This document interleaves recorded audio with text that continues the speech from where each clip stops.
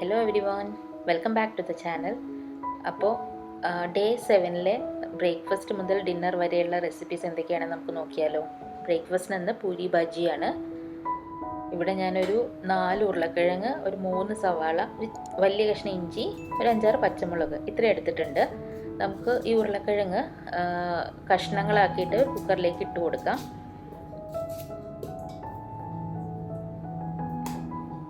ഇത്രയും പോകുന്ന കഷ്ണങ്ങളാക്കിയിട്ടാണ് ഞാൻ മുറിച്ചെടുത്തിരിക്കുന്നത്. അതേപോലെ തന്നെ നമുക്ക് സവാളയും ക്യൂബ്സ് ആക്കിയിട്ട് അരിഞ്ഞിടാം. പിന്നെ പച്ചമുളക് കീറിയിട്ടും ഇട്ട് കൊടുക്കാം.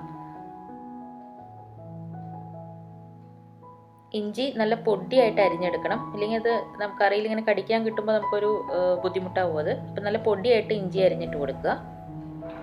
ഇനി കുക്കർ അടുപ്പത്തേക്ക് വെച്ചിട്ട് നമുക്ക് 1 ടീസ്പൂൺ മഞ്ഞൾപ്പൊടി, ആവശ്യത്തിന് ഉപ്പും ചേർത്ത് കൊടുക്കാം. കുറച്ച് വെള്ളം, വളരെ കുറച്ച്, ഒരു 1/4 കപ്പ് വെള്ളം മതി. അതും കൂടെ ഒഴിച്ചിട്ട് നമുക്ക് കുക്കർ അടച്ചിട്ട് ഒരു 2 വിസിൽ വരെ വേവിച്ചെടുക്കാം. ഈ സമയം കൊണ്ട് നമുക്ക് പൂരിക്കുള്ള മാവ് കുഴച്ച് മാറ്റി വയ്ക്കാം. കുറച്ച് വെള്ളം ഒഴിച്ചിട്ടുണ്ട്. അതിലേക്ക് ഉപ്പും, ഒരു 2 ടേബിൾ സ്പൂൺ റവയാണ് ഞാനിവിടെ എടുത്തിരിക്കുന്നത്. 2 കപ്പ് മാവാണ് എടുക്കുന്നത്. ഗോതമ്പ് മാവ് 2 കപ്പാണ് എടുക്കുന്നത്. അതിന് 2 ടേബിൾ സ്പൂൺ റവ എടുത്തിട്ടുണ്ട്. ഇനി ചപ്പാത്തി മാവിനേക്കാളും കുറച്ചും കൂടെ ടൈറ്റായിട്ട് കുഴച്ചെടുക്കണം. അതായത് ചപ്പാത്തി മാവിൻ്റെ അത്ര വെള്ളം ചേർക്കേണ്ട ആവശ്യമില്ല പൂരിക്ക്. അപ്പോൾ നല്ല വെള്ളത്തിൽ, അതായത് നല്ലോണം വെള്ളമുണ്ട് മാവിലെന്ന് വെച്ച് കഴിഞ്ഞാൽ എണ്ണ കുടിക്കാനുള്ള സാധ്യതയുണ്ട്. അപ്പോൾ കുറച്ചൊന്ന് ടൈറ്റായിട്ടാണ് പൂരിയുടെ മാവ് നമ്മൾ കുഴച്ചെടുക്കേണ്ടത്. ഇനി നമുക്കത് അടച്ചു വെക്കാം. അപ്പോഴേക്കും കറി കഷ്ണങ്ങളെല്ലാം നന്നായി വെന്തിട്ടുണ്ട്. നമുക്കതിലേക്ക് ഒരു 1/4 കപ്പ് പാല്, സാധാ പശുമ്പാലായാലും കുഴപ്പമില്ല, തേങ്ങാപ്പാലായാലും കുഴപ്പമില്ല, അത് ചേർത്ത് കൊടുത്തിട്ട് നന്നായിട്ടൊന്ന് മിക്സ് ചെയ്യാം. ഉരുളക്കിഴങ്ങിൻ്റെ കഷ്ണങ്ങളൊക്കെ ഒന്ന് ജസ്റ്റ് ഒന്ന് ഉടച്ചു കൊടുക്കും കൂടെ ചെയ്യാം. എല്ലാം ഉടയ്ക്കേണ്ട, കുറച്ച് കഷ്ണങ്ങളൊന്ന് ഉടച്ചു കൊടുക്കാം. അതൊന്ന് മാറ്റി വെച്ചിട്ട് നമുക്ക് വറവിടണം കറിയിലേക്ക്. കുറച്ച് എണ്ണ ഒഴിച്ചിട്ടുണ്ട്. അതിലേക്ക് ഒരു 2 വറ്റൽമുളകും, 1 ടീസ്പൂൺ കടുക്, അത് പൊട്ടിക്കഴിഞ്ഞിട്ടുണ്ടെങ്കിൽ 1 ടേബിൾ സ്പൂൺ ഉഴുന്നുപരിപ്പ്, ഇത്രയും ചേർത്തിട്ട് ആ വറവിട്ടത് നമുക്ക് ഈ കറിയിലേക്ക് ഒഴിച്ചു കൊടുക്കാം. അതല്ല, നിങ്ങൾ വേറൊരു പാൻ വെച്ച് വറവിട്ടിട്ട് ഈ കറി അതിലേക്ക് ഒഴിച്ചു കൊടുത്താലും മതി. ഞാനിവിടെ മടിയായതുകൊണ്ട് സെയിം പാത്രത്തിലേക്ക് തന്നെ വറവിട്ടു എന്ന് മാത്രം. എന്നിട്ട് അത് നന്നായി തിളപ്പിച്ച് വറ്റിച്ചെടുക്കണം. കുറച്ച് മല്ലിയിലയും തൂവി നമുക്ക് മിക്സ് ചെയ്തെടുക്കാം നന്നായിട്ട്. അങ്ങനെ നമ്മുടെ കറി റെഡിയായി. ഇനി നമുക്ക് പൂരി ഉണ്ടാക്കിയെടുക്കാം. മാവ് ഒന്നുകൂടെ നന്നായിട്ട് കുഴച്ചെടുക്കണം. എന്നിട്ടത് ചെറിയ ഉരുളകളാക്കിയിട്ട് മാറ്റി വയ്ക്കാം.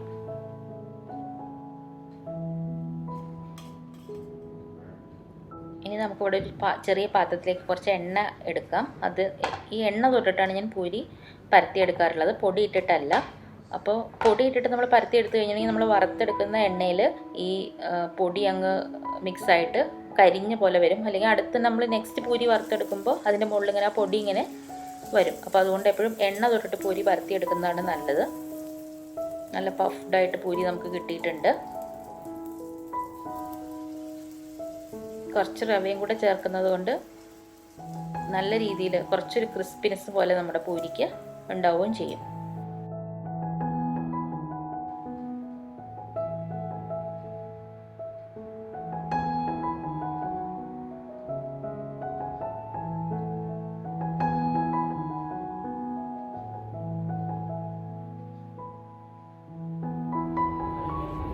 അങ്ങനെ നമ്മുടെ പൂരി എല്ലാം വറുത്തെടുത്ത് കഴിഞ്ഞിട്ടുണ്ട്. ബ്രേക്ക്ഫാസ്റ്റ് ഇന്നത്തെ പൂരി ബാജി റെഡി.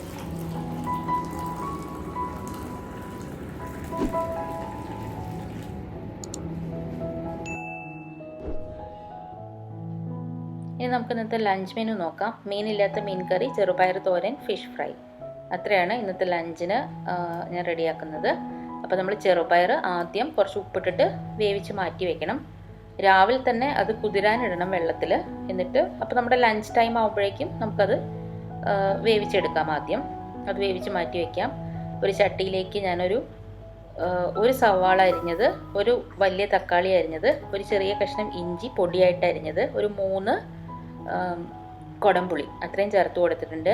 1 ടീസ്പൂൺ മഞ്ഞൾപ്പൊടി, 1 ടേബിൾ സ്പൂൺ മുളക് പൊടി, 1/2 ടേബിൾ സ്പൂൺ മല്ലിപ്പൊടി, ഇത്രയും ചേർത്ത് കൊടുത്തിട്ടുണ്ട്. ഇനി നമുക്കൊരു 2 കപ്പ് തേങ്ങ, അതായത് ഏകദേശം 1 തേങ്ങയോളം നമുക്ക് അരച്ചിട്ട് ഇതിലേക്ക് ചേർത്ത് കൊടുക്കാം. തേങ്ങ അത്യാവശ്യം വേണം, അപ്പോഴാണ് കറി കുറച്ച് നല്ല തിക്കും ഒക്കെ ആയിട്ട് നമുക്ക് ഗ്രേവി നല്ല രീതിയിൽ കിട്ടുകയുള്ളൂ. ഇനി എല്ലാം കൂടെ ആവശ്യത്തിന് വെള്ളവും ചേർത്ത് നന്നായി മിക്സ് ചെയ്തെടുക്കാം. ഉപ്പും ചേർത്ത് കൊടുക്കാം. വളരെ എളുപ്പത്തിൽ ഉണ്ടാക്കാൻ പറ്റാവുന്ന ഒരു കറിയാണ്, നല്ല ടേസ്റ്റിയാണ്. ഇനിയും ഇത്രയേ ഉള്ളൂ പണി. ഇനി അത് തിളപ്പിച്ചെടുക്കുക, അത്രേ ഉള്ളൂ. ഇടയ്ക്കിടയ്ക്ക് തുറന്ന് അങ്ങനെ ഇളക്കി കൊടുക്കണം. അതിൻ്റെ സൈഡിൽ പിടിച്ചിരിക്കുന്നതൊക്കെ കറിയിലേക്ക് തന്നെ നന്നായിട്ട് ചേർത്ത് കൊടുക്കണം. പിന്നെ അടപ്പ് കുറച്ചൊന്ന് നീക്കി വെച്ചിട്ട് വേണം നമ്മളെപ്പോഴും വേവിക്കാൻ, ഇല്ലെങ്കിൽ അത് നന്നായിട്ട് പതഞ്ഞിട്ട് പുറത്തേക്ക് പോരും. അപ്പോൾ ഈ കറി ഉണ്ടാക്കുമ്പോൾ ചട്ടി അടയ്ക്കുന്നത് അടപ്പ് കുറച്ചൊന്ന് നീക്കി വെച്ചിട്ട് വേണം അടയ്ക്കാൻ. അതായത് മുഴുവനായിട്ട് അങ്ങ് അടച്ചു കൊടുക്കരുത്. ഇപ്പോൾ നമ്മുടെ കറി ഏകദേശം നന്നായിട്ട് കുറുകി കിട്ടിയിട്ടുണ്ട്. നമുക്കതിലേക്ക് കുറച്ച് കറിവേപ്പില ഇടാം. കുറച്ചധികം കറിവേപ്പില ഇടാം. എൻ്റെ കയ്യിൽ ഇല്ലാത്തതുകൊണ്ടാണ് ഞാൻ ഇത്ര കുറച്ചിട്ടിരിക്കുന്നത്. പിന്നെ കുറച്ച് ഉലുവപ്പൊടിയും തൂവി കൊടുക്കാം. 1 ടേബിൾ സ്പൂൺ വെളിച്ചെണ്ണയും കൂടെ അതിന് മുകളിലേക്ക് ഒഴിച്ചു കൊടുക്കാം. നമ്മുടെ മീനില്ലാത്ത മീൻ കറി റെഡിയായി. കണ്ടില്ലേ, വളരെ സിമ്പിളല്ലേ, പെട്ടെന്ന് നമുക്ക് ഉണ്ടാക്കിയെടുക്കുന്നത്, നല്ല ടേസ്റ്റിയാണ്. ഇനി പിന്നെ പുളി ഇപ്പോൾ കറക്റ്റ് ആണെന്നുണ്ടെങ്കിൽ അതൊന്ന് കുടംപുളി എടുത്ത് മാറ്റണം, ഇല്ലെങ്കിൽ ഇരുന്നിട്ട് പുളി വീണ്ടും ഇറങ്ങും കറിയിലേക്ക്. അപ്പോൾ പുളി കറക്റ്റ് ആണെന്നുണ്ടെങ്കിൽ കുടംപുളി എടുത്ത് മാറ്റുക, അല്ലെങ്കിൽ അതിൽ തന്നെ കിടന്നോട്ടെ, കുഴപ്പമില്ല. ഇനി നമുക്ക് തോരൻ ഉണ്ടാക്കിയെടുക്കാം. ചീനച്ചട്ടിയിൽ വെളിച്ചെണ്ണ ഒഴിച്ചിട്ടുണ്ട്. കടുക് പൊട്ടിച്ച് കൊടുക്കാം. നമുക്കതിലേക്ക് 1 ടീസ്പൂൺ മഞ്ഞൾപ്പൊടി ചേർത്ത് കൊടുക്കാം. തീ ഒന്ന് കുറച്ച് വെച്ചിട്ട് വേണം. ജസ്റ്റ് ഒന്ന് മിക്സ് ചെയ്ത് പെട്ടെന്ന് തന്നെ നമ്മൾ വേവിച്ച് വെച്ചിരിക്കുന്ന ചെറുപയർ, ഉപ്പിട്ടിട്ട് വേവിച്ച് വെച്ചിരിക്കുന്ന ചെറുപയറാണ്, അത് ചേർത്ത് കൊടുക്കാം. എന്നിട്ട് നന്നായിട്ട് മിക്സ് ചെയ്തെടുക്കാം. അതിൻ്റെ സൈഡിൽ കൂടെ തന്നെ ഞാൻ ഫിഷ് ഫ്രൈ ചെയ്യാനും വെച്ചിട്ടുണ്ട്. അപ്പോൾ നമ്മുടെ കറി തോരനെല്ലാം ആകുമ്പോഴേക്കും ഫിഷും ഫ്രൈ ആയി കിട്ടും. പിന്നെ തോരനിലേക്ക് നമ്മൾ സാധാരണ ചതച്ച് ചേർക്കുന്നത് തന്നെ തേങ്ങ, വറ്റൽമുളക്, ഒരു ചെറിയ കഷ്ണം വെളുത്തുള്ളി, ഒരു ചുമന്നുള്ളി, കറിവേപ്പില ഉണ്ടെങ്കിൽ കറിവേപ്പിലയും, ഒരു പിഞ്ച് ജീരകം, ഇത്രയും ചേർത്തിട്ട് നന്നായിട്ട് ചതച്ചിട്ട് നമുക്ക് ചേർത്ത് കൊടുക്കാം. അതിൻ്റെ ഞാൻ ഒരുപാട് തോരൻ ഞാൻ ചെയ്തു, ഇപ്പോൾ 2-3 തോരൻ ചെയ്തിട്ടുണ്ട്. അപ്പോൾ അതിൻ്റെ റെസിപ്പി കറക്റ്റായിട്ട് മുന്നത്തെ ഏതോ ഒരു വീഡിയോയിൽ ഞാൻ ഷെയർ ചെയ്തിട്ടുണ്ട്. കുറച്ച് തേങ്ങയും കൂടെ നമുക്ക് വേണമെങ്കിൽ ചേർത്ത് കൊടുക്കാം. അങ്ങനെ നമ്മുടെ തോരനും റെഡിയായി. ഫിഷ് ഫ്രൈയും മീനില്ലാത്ത മീൻ കറിയും. ഒരു സിമ്പിൾ ലഞ്ചാണ്, നല്ല ടേസ്റ്റിയാണ്. പക്ഷേ അപ്പോൾ നമ്മുടെ ലഞ്ചും ഇന്നത്തെ റെഡിയായി. അച്ചാറോ പപ്പടോ വേണമെങ്കിൽ നമുക്ക് ചേർക്കാം കേട്ടോ. ഇനി ഇന്നത്തെ ഡിന്നർ എന്താണെന്ന് നോക്കാം. കൊത്തു പൊറോട്ടയാണ്. അപ്പോൾ ഇന്നലെ നമ്മൾ പൊറോട്ടയാണല്ലോ ഉണ്ടാക്കിയത് ഇന്നലത്തെ ഡിന്നറിന്. അപ്പോൾ പൊറോട്ടയിൽ ഒരു 5-6 പൊറോട്ട ബാക്കി ഉണ്ടായിരുന്നു. അപ്പോൾ ആ പൊറോട്ട നമ്മളിങ്ങനെ പീസാക്കി മുറിച്ചെടുക്കുക. പിന്നെ ഇന്നലത്തെ ചിക്കൻ കറിയുടെ ഗ്രേവി കുറച്ച് ബാക്കിയുണ്ട്, അതേപോലെ കുറച്ച് പീസസും ബാക്കിയുണ്ട്. അപ്പോൾ അതും നമുക്ക് പീസാക്കിയിട്ട് മുറിച്ച് മാറ്റി വയ്ക്കാം. ഇനി ഒരു ചീനച്ചട്ടി വെച്ച് വെളിച്ചെണ്ണ ഒഴിച്ചു കൊടുക്കാം. അതിലേക്ക് കുറച്ച് കടുക് പൊട്ടിച്ചെടുക്കാം. പിന്നെ ഒരു വലിയ സവാള, ഒരു ക്യാരറ്റ്, പച്ചമുളകാണെങ്കിൽ പച്ചമുളക്, ഇവിടെ ചുമന്ന മുളക് ഉള്ളത് കൊണ്ട് നമ്മളത് അരിഞ്ഞിട്ടെന്ന് മാത്രം. പച്ചമുളകാണെങ്കിൽ 2-3 പച്ചമുളക് അത്രയും അരിഞ്ഞിട്ട് നമുക്ക് ചേർത്ത് കൊടുക്കാം. എന്നിട്ട് നന്നായിട്ടൊന്ന് വഴറ്റിയെടുക്കാം. ആവശ്യത്തിന് ഉപ്പും ചേർത്ത് കൊടുക്കണം ഇതിലേക്ക്.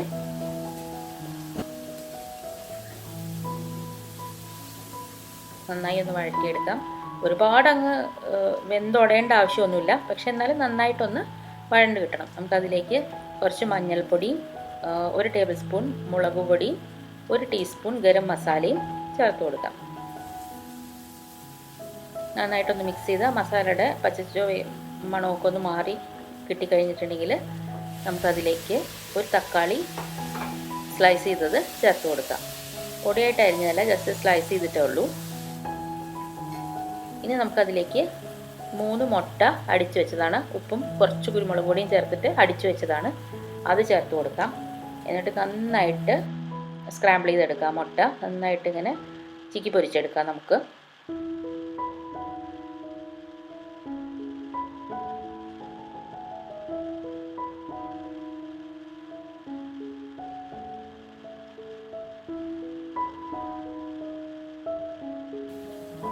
ഇനി നമുക്ക് അതിലേക്ക് നമ്മൾ അരിഞ്ഞു വെച്ചിരിക്കുന്ന ചിക്കൻ്റെ പീസസും പൊറോട്ടയും കൂടെ ചേർത്ത് കൊടുക്കാം.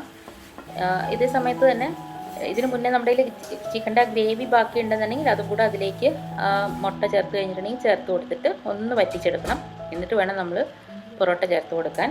എന്നിട്ട് നന്നായിട്ട് മിക്സ് ചെയ്തെടുത്തതിൻ്റെ ശേഷം മല്ലിയിലയും തൂവിയിട്ട് നമുക്ക് നന്നായിട്ട് മിക്സ് ചെയ്തിട്ട് എടുക്കാം. അപ്പോൾ നമ്മുടെ കൊത്തു പൊറോട്ട റെഡി. ഇതേ രീതിയിൽ തന്നെ നമുക്ക് ചപ്പാത്തിയും ചെയ്തെടുക്കാം. പിന്നെ എക്സ്ട്രാ എന്തെങ്കിലുമൊക്കെ ആഡ് ചെയ്യണമെന്നുണ്ടെങ്കിൽ ഓരോരുത്തരുടെ ഇഷ്ടമാണ് വെജിറ്റബിൾസ് എല്ലാം. സാധാരണ ഒരു നോർമൽ റെസിപ്പി എന്ന് പറഞ്ഞാൽ, ഒരു ബേസിക് റെസിപ്പി എന്ന് പറഞ്ഞാൽ ഇതാണ് കൊത്തു പൊറോട്ടയുടെ.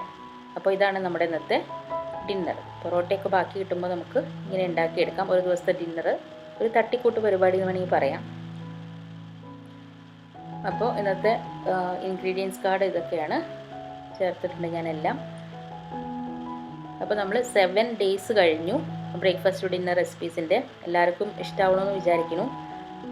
ഇഷ്ടമാവുന്നുണ്ടെങ്കിൽ ലൈക്ക് ചെയ്യാനും ഷെയർ ചെയ്യാനും മറക്കരുത്. Thank you for watching.